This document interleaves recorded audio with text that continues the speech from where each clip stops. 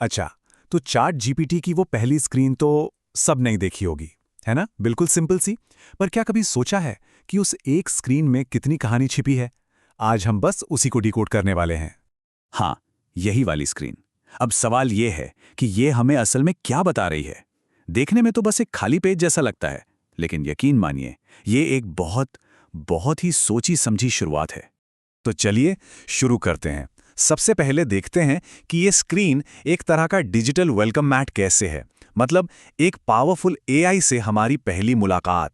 तो सवाल ये उठता है कि इसका डिज़ाइन इतना साफ सुथरा, इतना मिनिमल क्यों है? ये जानबूझकर किया गया है। ये एक बेहतरीन यूआई यूएक्स डिज़ाइन का नमूना है।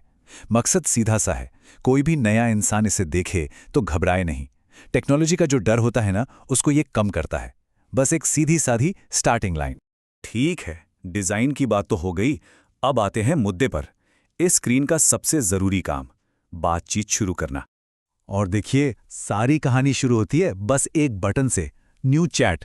गौर करने वाली बात है कि इसे सबसे ऊपर, सबसे सामने क्यों रखा गया है, ताकि ध्यान सीधा वहीं जाए और बिना सोचे समझे काम शुरू हो जाए।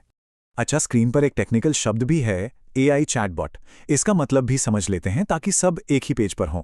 ये बस एक एआई प्रोग्राम है जिसे इंसानों की तरह बात करने के लिए बनाया गया है, चाहे वो लिखकर हो या बोलकर।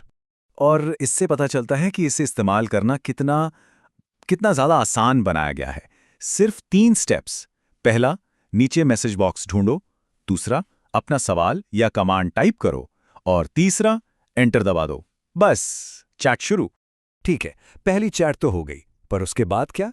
अब देखते हैं कि ये इंटरफेस हमारी पुरानी बातचीत को कैसे संभालता है, हमारी अपनी पर्सनल लाइब्रेरी।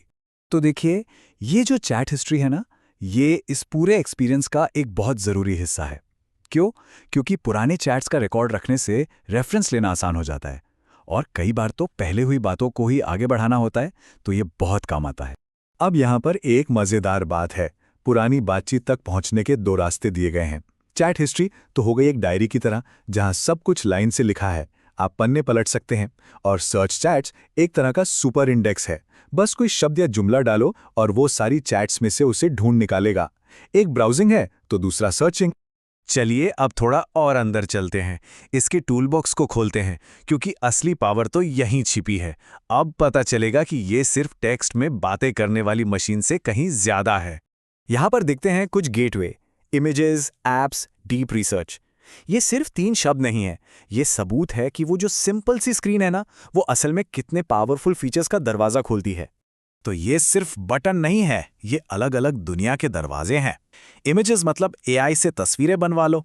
एप्स मतलब इसे दूसरे सर्विसेज से जोड़ दो, जैसे डेटा एनालिसिस या प्रेजेंटेशन बनाने के लिए। और डीप रिसर्च, इससे तो ये एक पावरफुल एनालिस्ट ही बन जाता है। और कमाल की बात यह है कि ये सब उसी एक स्क्रीन से शुरू होता है। और हाँ, सी प्लान्स एंड प्राइसिंग का ऑप्शन भी है। ये हमें इसके बिजनेस मॉडल के बारे में बताता है। ये एक फ्रीमियम मॉडल है, मतलब बेसिक चीज़ें फ्री हैं, लेकिन अगर ज़्यादा पावर, ज़्यादा स्पीड और प्रोफेशनल फीचर्स चाहिए तो उसके लिए सब्सक्रिप्शन लेना पड़ता है। और हाँ, जाहिर है, सेटिंग्स और हेल्प तो हैं ही। ये तो किसी भी अच्छे डिजिटल प्रोडक्ट में होने ही चाहिए। अकाउंट मैनेज करना हो, कुछ बदलना हो या मदद चाहिए हो, सब यहीं से होता है, ताकि कंट्रोल अपने हाथ में रहे। अच्छा, अब आते हैं स्क्रीन के उस हिस्से पर जिसे जिसे हम सब अनदेखा कर देते हैं, पर शायद यही सबसे जरूरी हिस्सा है। बिल्कुल नीचे जो छोटा सा टेक्स्ट लिखा है, वो है हमारा फाइन प्रिंट। और ये बहुत बहुत जरूरी बात है।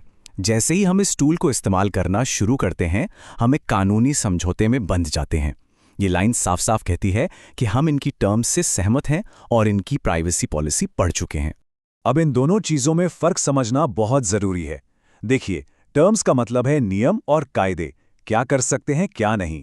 और प्राइवेसी पॉलिसी का मतलब है डेटा का एग्रीमेंट, हमारी कौन सी जानकारी ली जा रही है और उसका इस्तेमाल कैसे होगा। अपने अधिकारों को समझने के लिए ये जानना बहुत जरूरी है। और ये फाइन प्रिंट सीधे लॉगिन प्रॉम्प्ट से जुड़ता है।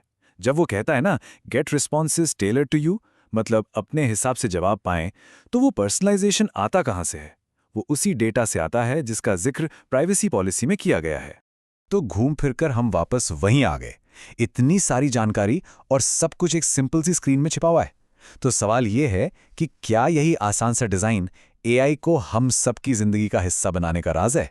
सोचने वाली बात है ना कि कैसे एक साधारण सी दिखने वाली स्क्रीन एक पूरी टेक्नोलॉजिकल क्रांति की दिशा तय कर सकती है।